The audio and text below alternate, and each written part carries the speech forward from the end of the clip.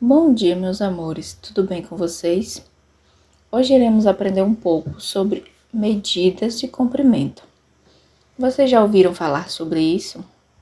Para darmos início, vamos ver quais eram as primeiras referências de medidas utilizadas pelas pessoas.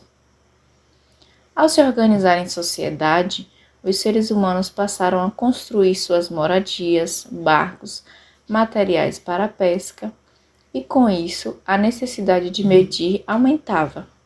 Assim, passaram a usar parte do próprio corpo como referência de medidas, e elas usavam o comprimento do pé, a largura da mão, grossura do dedo, o palmo e a passada. Só que essas medidas não davam muito certo, porque cada pessoa tem um tamanho de pé, um tamanho de mão, e as medidas ficavam diferentes umas das outras. Agora, vamos ver quais são as medidas que se tornaram medidas padronizadas no mundo inteiro. Quando queremos medir o comprimento ou largura das coisas, usamos a unidade de medida metro. O metro é a unidade de medida de comprimento principal e pode ser representado pela letra M. O resultado da medida de comprimento é indicado na maioria das vezes por centímetros, representados pela letra cm, metros, representado pela letra m, ou quilômetros, representado pelas letras km. Existem os múltiplos e os submúltiplos do metro. Para você entender melhor o sistema métrico decimal, vamos relembrar as ordens e as classes dos números. Começamos por uma unidade. 10 vezes uma unidade é uma dezena. 100 vezes uma unidade é uma centena. E 1000 vezes uma unidade é uma unidade de milhar. Essas são algumas ordens dos números inteiros. Agora, vamos relembrar os números decimais, começando também pela unidade. Se dividirmos uma unidade em 10 partes, teremos um décimo. Se dividirmos uma unidade em 100 partes, teremos um centésimo. E se dividirmos uma unidade em 1000 partes, teremos um milésimo.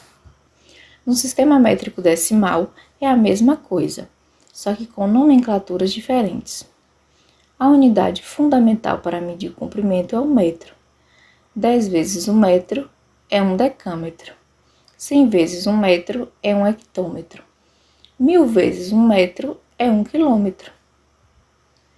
Um metro dividido em 10 partes é um decímetro. Um metro dividido em 100 partes é um centímetro. E um metro dividido em 1000 partes é um milímetro. Esses são chamados de múltiplos de metro, ou seja, são maiores que o metro. E esses são submúltiplos do metro, ou seja, são menores que o metro.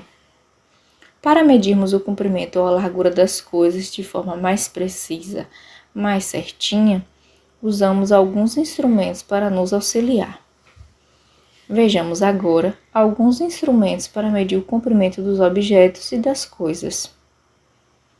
Régua, usada geralmente na escola para medir objetos e espaços pequenos. Na régua há traços entre os números e cada espaço entre um traço e outro se chama milímetro. 1 centímetro equivale a 10 milímetros. Fita métrica, usada geralmente pelas costureiras para medir o tamanho do corpo das pessoas e assim fazerem roupas ajustadas. Trena, usada em obras e construções, assim como em serviços de alvenaria, serraria e carpintaria. Metro articulado, usado por pedreiros para poder medir as paredes e assim definir onde fica melhor colocar as portas e janelas, por exemplo. Agora, a Pro irá explicar como vocês irão realizar as atividades relacionadas ao conteúdo. Na atividade de hoje, após assistirem à aula, vocês deverão realizar a leitura do texto e da tabela apresentada. Depois irão ler as questões. Na primeira questão, vocês deverão completar as frases com as palavras da tabela. Na segunda questão, irão numerar a segunda coluna de acordo com a primeira. Por exemplo, decâmetro. Qual a abreviação utilizamos para representar a palavra decâmetro? Vocês irão procurar e colocar o numeral 1, referente à palavra decâmetro. E assim, vocês irão fazer com as demais palavras da coluna. Depois de realizar a atividade, peço que registre e encaminhe para a prova. Na atividade de amanhã, vocês irão realizar a leitura do texto e observar as ilustrações. Se possível, peço que registrem a leitura por meio de vídeo ou áudio. Os alunos com dificuldade na leitura não necessitam realizar a leitura do texto por completo. Lembrando que é muito importante praticarmos a leitura em todas as nossas atividades, certo? Feito isso, farão a leitura das frases e completarão com as palavras correspondentes. Após a realização da atividade, registre e encaminhe para a prova.